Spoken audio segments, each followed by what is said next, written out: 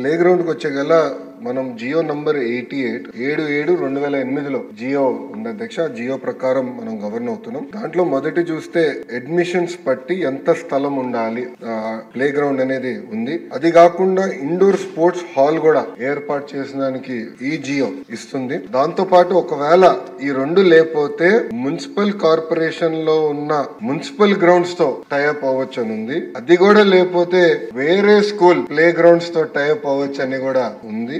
ఇట్లా ఏంటంటే 2008లో ఈ విసులుబాట ప్రైవేట్ పాఠశాలలకి ఆనాటి ప్రభుత్వం అంటే కాంగ్రెస్ ప్రభుత్వం అవకాశం కల్పించింది. మన ప్రభుత్వం వచ్చిన తర్వాత ఈ ఏదైతే పర్మిషన్స్ వ్యవహారం ఉందో మీరు అన్నట్టు దాంట్లో కొన్ని లోటుపాట్లు ఉన్నాయని నా దృష్టికి తీసుకొస్తాం జరిగింది. అది కూడా నేను స్కూల్ ఎడ్యుకేషన్ లో ప్రధానంగా 10th వరకు ఒకరుంటే ఇంటర్మీడియట్ ఇంకో కమిషనర్ గారు ఉన్నారు. ఇద్దరికి నేను చెప్పింది ఇది ఆన్లైన్ చేద్దాం, ట్రాన్స్పరెంట్ క్లియర్ మెకానిజం ఏర్పాటు చేద్దాం. తద్వారా అసలు ఏం జరుగుతుందో మనకు కూడా అవగాహన ఉండాలని నేను చెప్తాం జరిగింది. దాంతో పాటు మీరు చూస్తే ఎన్సీసీ వచ్చే గల నేను కేంద్రంలో ఉన్న రక్షా మంత్రి రాజ్నాథ్ సింగ్ గారిని ప్రత్యేకంగా కలిసి ఒక డైరెక్టరేట్ ఇక్కడ ఏర్పాటు చేయండి, ఎందుకంటే డైరెక్టరేట్ ఇక్కడ ఉంటే ఎన్సీసీని పెద్ద ఎత్తున నేను ప్రోత్సహించగలుగుతానని ఆయన కోరతం జరిగింది. ఆయన అనుకూలంగా కూడా స్పందించారు.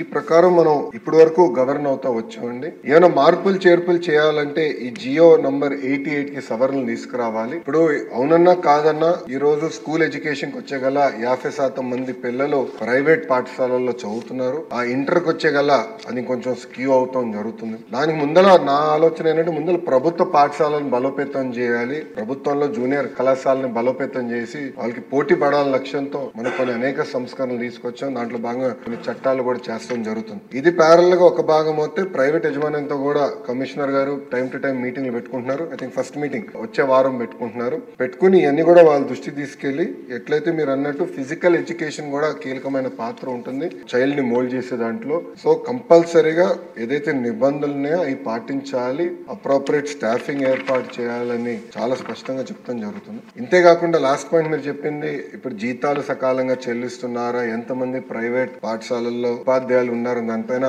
మొన్న ఒక ఇష్యూలో జరిగితే దానిపైన మేము డీటెయిల్స్ సేకరిస్తున్నాం. కొంచెం ఫీడ్బ్యాక్ వచ్చింది దానిపైన. అంటే వాళ్ళ పాన్ నంబర్ ఆధార్ నంబర్ ఇచ్చేదానికి అనుకూలంగా లేరంటే దాన్ని ఎట్లా చేయాలి దానిపైన వచ్చే వారం ప్రైవేట్ యజమానితో కూడా కూర్చుని వాళ్ళకున్న సమస్యలతో పాటు ప్రభుత్వానికి ఎలాంటి ఇన్ఫర్మేషన్ కావాలి, అది ఎట్లా హోలిస్టిక్ ఎడ్యుకేషన్ కి ఆ ఇన్ఫర్మేషన్ ఏదైతే అవసరం ఉందో అది తీసుకుని ఒక ఆన్లైన్ మెకానిజం ద్వారా చేయాలనే లక్ష్యంలో మన ప్రభుత్వం పనిచేస్తుంది.